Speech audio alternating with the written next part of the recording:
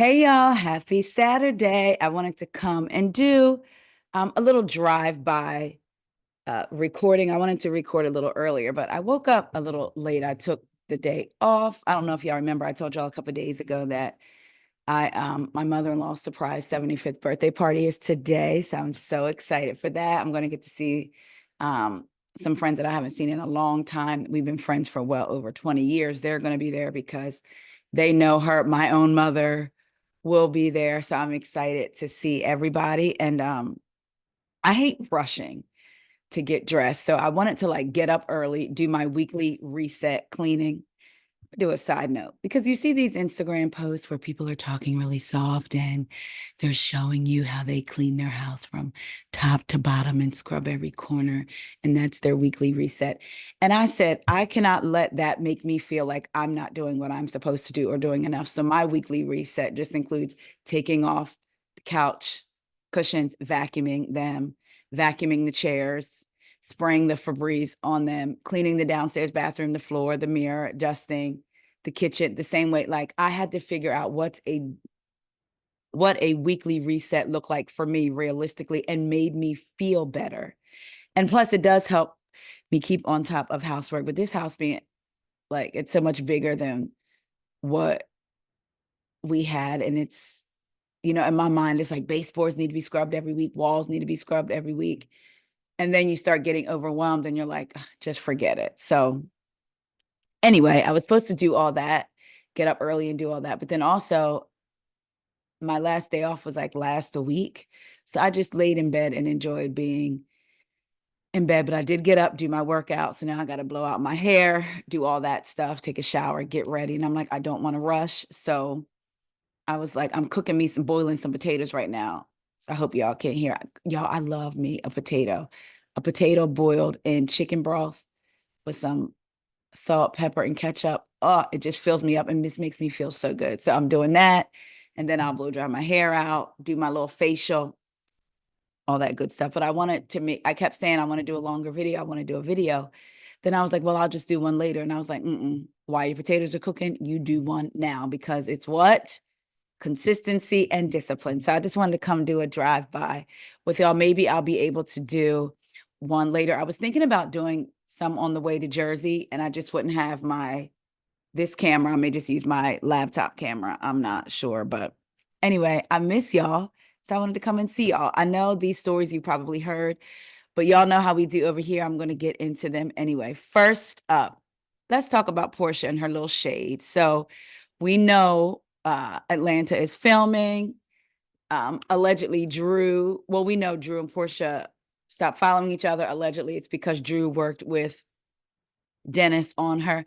I got 5 on it. Well, I guess hers is actually a little different. I listened to it. It was pretty good, given old school 90s R&B. But I don't know if this shade was for Drew. Some people are saying it was actually for Angela Oakley, but I guess we'll see when we watch the season who is holding a fan, because this is reporting to the Jasmine brand.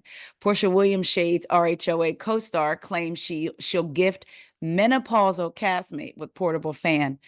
Ma'am, let's be clear, that's going to come for all of us. So if we're blessed enough to live long enough.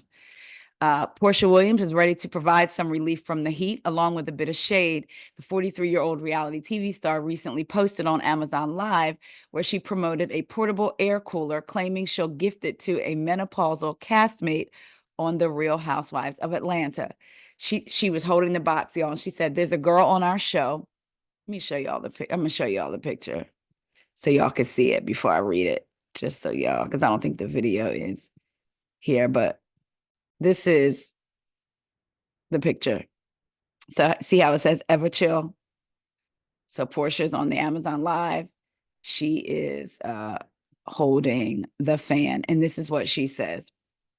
She said, "There's a girl on our show, and I don't know if she's menopausal. Maybe she's pre, but when I tell you she always has a fan with her, I'm going to gift her this. She always has a handy fan. If I get her this air cooler, I think she's going to be my friend forever because that girl is always hot." So again, some people are saying she's referring to Drew. Some people are saying that she was referring to Angela Oakley. I don't know. We know that it could just be, I'm okay for the cute fun shade. It's not, child, going any deeper than that. So we shall see. I thought that was funny. And I'm wondering, will they include, you know how a lot of the housewives do Amazon lives? Do you think they'll maybe include or insert them in the show? So maybe since they're filming, they'll talk about that right now and it'll be brought up to see like who she's referring to. I don't know, y'all. Whoo. And staying with the Jasmine brand, y'all, let's talk about an Atlanta, Phaedra's ex Apollo. According to the Jasmine brand, Phaedra Parks' ex Apollo Nida was arrested after his second wife, Shireen, that's what I've heard him call her. So Shireen Al-Mufti called police and accused him of physically abusing her. Shireen says huge blowout has only brought them much closer. Apollo Nida's legal woes are back in the headlines. The former husband of Bravo star Phaedra Parks was arrested on March 11th after a dispute with his current wife, Shireen Al-Mufti, per court docs obtained by In Touch Weekly. In a police report, Shireen Al-Mufti, who privately married Apollo Nida last year, said after she returned home from a night with friends, they got into a heated argument about cheating on each other. Interestingly enough, we know footage of Apollo Nida with another woman was leaked in March. He showed her a video of her kissing another man, meaning Shireen, before he allegedly pulled her by the hair and pushed her against a refrigerator. She claimed the two had a scuffle and she ran out of their home to get help. She returned to their house to grab her phone and Apollo Nida was no longer there. Although Shireen showed authorities surveillance footage of their argument, police said the video didn't include a physical altercation. Apollo later came back to the house and gave the police his side of the story, alleging that during their argument, he attempted to take her phone. When he did so, she curled up on the floor and grabbed her phone from him. That's when she ran outside. He then followed her outside to give her her phone. She opted out of medical care on the scene and didn't appear to have any physical bruisings or markings. Apollo was arrested and charged with domestic violence and simple assault. He was taken to a local jail before being released hours later on a $3,000 bond. He was later charged by prosecutors with a count of simple battery, family violence, which is a misdemeanor. Interestingly enough, Shireen told the outlet that she and Apollo have only gotten closer since the altercation. It was a huge blowout between a married couple that has brought us much closer since then. We have worked through our issues and have been going to couples therapy. The end. Now, look, I'm not in nobody else's marriage. I'm in my own. However, I'm going to say this. When Apollo, remember that hotel party that Nene had and Apollo went into a rage and just, I feel like he has that side of him. And I'm not saying he's used it against women, but I'm saying I feel like it may be still there. I've heard people say if you watched Marriage Boot Camp, I think they were either Marriage Boot Camp or Couples Therapy, one of them, that they're not surprised about this.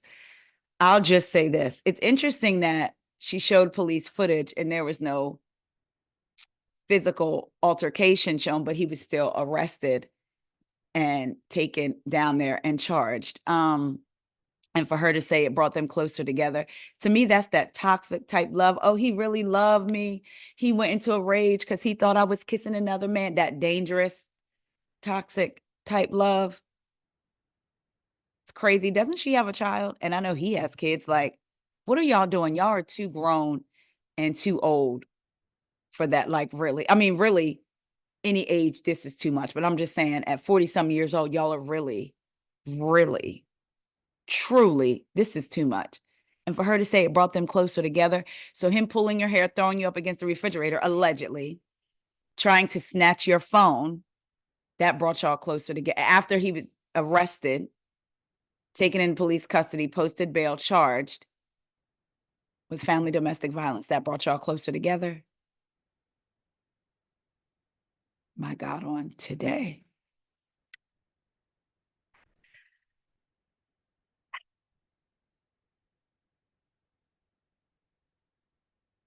Moving on. Y'all let me know what y'all think. Last story. Told y'all it was going to be a drive-by. According to People, Peacock sets Real Housewives dating show spinoff with Luanne de Lesseps, Gizelle Bryant, and more. Peacock is giving Real Housewives fans something they're sure to love. The streaming network, which is currently home to Love Island USA, Isn't that crazy how like Love Island USA has become the show for Peacock? It was good, y'all. I told y'all go watch it. Even though it's over this season, still watch it. The streaming network, which is currently home to Love Island, has set a new reality dating series, sources tell People, which will gather eligible singles in a quest to win the hearts of 4 of Bravo's biggest bachelorettes. Being produced under the working title Love Hotel, the show will star Luanne de Lesseps from the Real Housewives of New York City, Shannon Storms Bador, Real Housewives of Orange County, uh, Gizelle Bryant, Real Housewives of Potomac, and Ashley Darby, Real Housewives of Potomac. Filming will take place in September in Cabo San Lucas, where the women will be offered a diverse dating pool, insiders say. The show is expected to air sometime next year. Y'all, I got to pause this for a second because I feel like my water is running out of the pot. Hold on. I'm back, y'all. It was perfect timing because it was sure enough gone, but it didn't burn. So, and I tasted one. Whew, I can't wait to eat my potatoes. But anyway, filming will take place in September in Cabo San Lucas, where the women will be offered a diverse dating pool, insiders say. The show is expected to air sometime next year. People has reached out to Peacock rep for a comment. Now, this was written by Dave Quinn, who has like an in with Bravo. So immediately when I heard this, I was like, oh, okay. But when I heard um, the show is going to take place in Cabo San Lucas, clearly that means that the women are going to have to stay there. It's not like it's a dating show where they're home and we're seeing them go out on dates. So that means the women and the men have to stay there. So I'm thinking clearly it's going to be a house with the eligible men and the women. And I immediately, my mind went to the Queen's Court that had Evelyn Lozada, Tamar Braxton, and Nivea. Remember that show, y'all? I watched that show. And Tamar ended up picking JR. Evelyn ended up picking, I forget the gentleman's, Levon, I think, something like that. They broke up on the show on Basketball Wives last season. And I don't think Nivea picked anyone, did she? Yeah, I can't remember. Either way, it made me immediately think of that style show. Because was that on Peacock? Queen's Court? I thought it was, maybe it wasn't. But anyway, I immediately thought about that show. So are y'all gonna watch? Are y'all interested? I'm gonna say this. I hope that it's not another acting gig for some of them. And when I say that, I mean Ashley and Gizelle. Like, is this another check, or are y'all really going to open yourselves up to the possibility of finding love? I mean, Ashley Darby is legally still married. So what man would want to get into that? Well, I guess a man that may thought they had a chance of being with someone on reality TV, or she may end up finding a man that really doesn't care and wants to be with her. But I just hope that we're in for authenticity and not just them thinking this is a come up for them, or the women, this is just a check for me. I feel like Luanne gonna go in looking for love, and I think Shannon will too. So I just hope that Ashley and Gizelle do the same thing. So y'all let me know, are y'all gonna watch? Are y'all looking forward to it? All these ladies in the villa. And I wonder what made them pick these women. Again, especially with Ashley still being legally married and the stuff with Michael. Like, I just wonder what was their thought process behind the women that they picked. Who knows? But I guess they're gonna keep giving us these housewives things. Do y'all think they're trying to make this take the place of Ultimate Girls Trip? Especially after what happened.